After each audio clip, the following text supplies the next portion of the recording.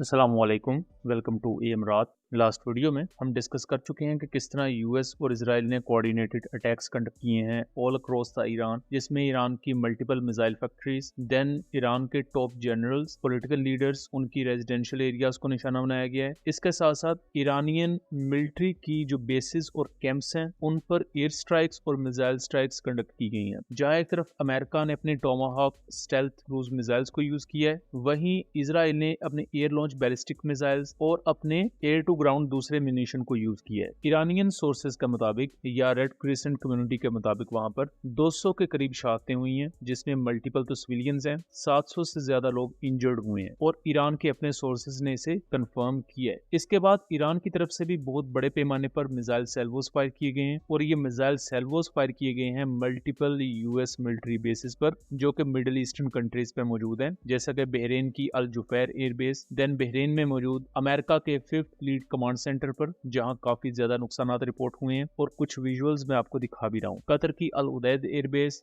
Then Kuwait की अहमद अल जबैर airbase, मुबारक airbase, UAE में काफी ज्यादा ईरान के ड्रोन स्ट्राइक्स देखी गई हैं, मिसाइल स्ट्राइक्स देखी गई हैं अल दरफा एयरबेस पर, फिर जबैल अली पोर्ट पर। ये दो वो पॉइंट्स हैं जहां कंप्लीटली ईरान ने चोक किया है अमेरिका को और ऐसे विजुअल्स भी इस वक्त सामने आ रहे हैं जो मैं आपको स्क्रीन पर दिखा भी रहा हूँ कि अमेरिका के PAC-3 patriot air defence systems कोशिश पूरी कर रहे हैं कि वो ईरानी मिसाइल्स को रोकें, लेकिन वो नाकाम हो रहे हैं। इसी दौरान दूसरी भी मल्टीपल बेसिस हैं, जैसा कि सऊदी अरब और जॉर्डन, इराक में मौजूद बेसिस, लेकिन यहाँ विजुअल्स कुछ ऐसे नजर आए हैं जिन्होंने पूरी दुनिया को शॉक कर दिया है। ये कुछ पर्टिकुलर सीन आप अपनी स्क्रीन पर देख रहे हैं। ये कोई नॉर्मल मिसाइल नहीं है ईरान का, ये एक हाइपरसोनिक मिसाइल है जो री एंट्री के वक्त एटमॉस्फेरिक लेयर्स को पियर्स करता हुआ या चीरता हुआ अपने टारगेट की तरफ बढ़ रहा है और ऐसे multiple hypersonic missile impacts report किए गए हैं इवन इजराइल के ऊपर भी और यूएस मिलिट्री बेसिस के ऊपर भी। और अमेरिका के the most advanced air defence system जिनमें इवन थ्रेट भी आते हैं, वो प्रॉपरली इन थ्रेट्स को काउंटर नहीं कर सके हैं। इस पर्टिकुलर हाइपरसोनिक मिसाइल के बारे में कोई भी डिटेल अभी ऑफिशियली कंफर्म नहीं की गई है, जबकि ईरान ये कह रहा है कि वो अपने पुराने स्टॉक पाइल में से वेपन सिस्टम्स यूज कर रहे हैं या कुछ ऑफ द शेल्फ जो उनके पास वेपन्स थे वो उन्हें यूज कर रहे हैं। जो ईरान के अपने प्राइम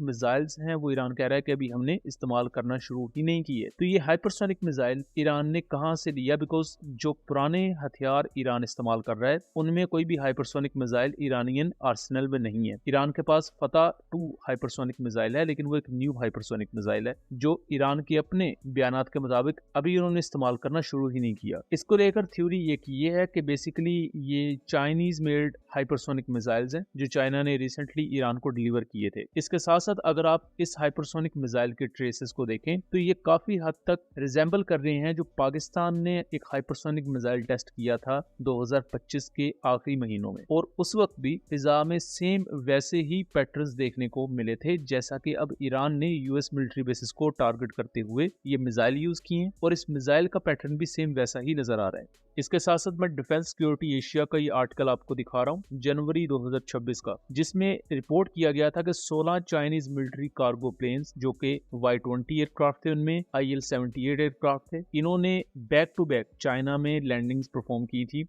और अननोन इक्विपमेंट चाइना ने डिलीवर किया था। तो क्या इक्विपमेंट तब डिलीवर किया गया था जनवरी 2026 में, और उस वक्त भी चूंकि ईरान और इसराइल की टेंशन काफी ज्यादा बढ़ चुकी थी, तो उस पर्टिकुलर डेवलपमेंट के साथ भी इस पूरे सिनेरियो को जोड़ा जा रहा है कि चाइना ने तब कुछ हाइपरसोनिक मिसाइल्स ईरान को डिलीवर किए और ईरान अब उन हाइपरसोनिक मिसाइल्स को इस्तेमाल कर रहा है यूएस मिलिट्री बेसिस पर। और सबसे ज्यादा शॉकिंग चीज ये है कि अमेरिका अपने तमाम क्लेम्स के बावजूद अपने प्रीमियम एयर डिफेंस सिस्टम्स को इस्तेमाल करते हुए भी इन हाइपरसोनिक मिसाइल्स को रोक नहीं पा रहा, जो कि प्रैक्टिकली हम जानते हैं कि इस वक्त कोई भी dedicated anti hypersonic air defence system दुनिया में मौजूद ही नहीं है। दूसरी तरफ मिडिल ईस्ट आई की रिपोर्ट रिसेंटली क्लेम करती है कि चाइना की तरफ से रिसेंटली मजीद अटैक ड्रोन्स और कुछ बैलिस्टिक मिसाइल्स ईरान को डिलीवर किए गए हैं। तो यहाँ ईरान रशिया वाली ही स्ट्रेटेजी को यूज कर रहा है मेरे नजदीक, कि जिस तरह रशिया अपने प्राइम वेपन्स को यूज करने की बजाय रशिया ने इंपोर्ट किए कामिकाजी ड्रोन्स और बैलिस्टिक मिसाइल्स ईरान से जो कि कम कीमत थे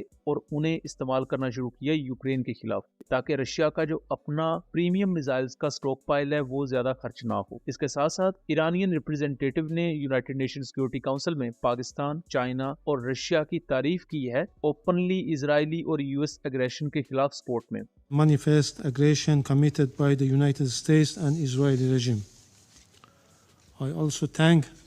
those council members, in particular China, Pakistan and the Russian Federation, who have today taken principled position in condemnation this unlawful act. And it is regrettable that some members of this body, in a blatant double standard, disregarded the flagrant act of aggression committed by... यहाँ Iran ने openly ये चीज claim की है कि China, Pakistan और Russia ने एक प्रिंसिपल स्टांस के तहत ईरान को सपोर्ट किया है, जब ईरान पर पहले अटैक किया गया है इजराइल और अमेरिका की तरफ से। और यही चीज हम लास्ट वीडियो में भी डिस्कस कर रहे थे कि पाकिस्तान ने जो अल्फाज यूज किए हैं डिप्लोमेटिकली वो बहुत ही ज्यादा सिग्निफिकेंट है। जहां पाकिस्तान ने इजरायली अग्रेसिव अटैक को कंडेम किया है, वहीं पाकिस्तान ने ईरान की जवाबी कार्रवाई की एक हद तक हिमायत भी की है। लेकिन उसके साथ साथ दुबई और दूसरे कुछ मिडिल ईस्टर्न कंट्रीज में जहां सिविलियन प्रॉपर्टीज डैमेज हुई हैं, पाकिस्तान ने वहां अरब कंट्रीज के साथ भी ज़ाहिर यकजहती की है। तो डिप्लोमेटिकली पाकिस्तान ने यहां बेहतर इकदाम उठाए हैं, जिसको लेकर इवन ईरान भी तारीफ कर रहा है। लेकिन दूसरी तरफ ये जो हाइपरसोनिक मिसाइल को लेकर मामला है, ये काफी ज्यादा डिबेटेबल है कि क्या चाइना की तरफ से जो हाइपरसोनिक मिसाइल डिलीवर किए गए हैं ईरान को, क्या वही हाइपरसोनिक मिसाइल पाकिस्तान के पास भी मौजूद है? क्योंकि अगर ऐसा है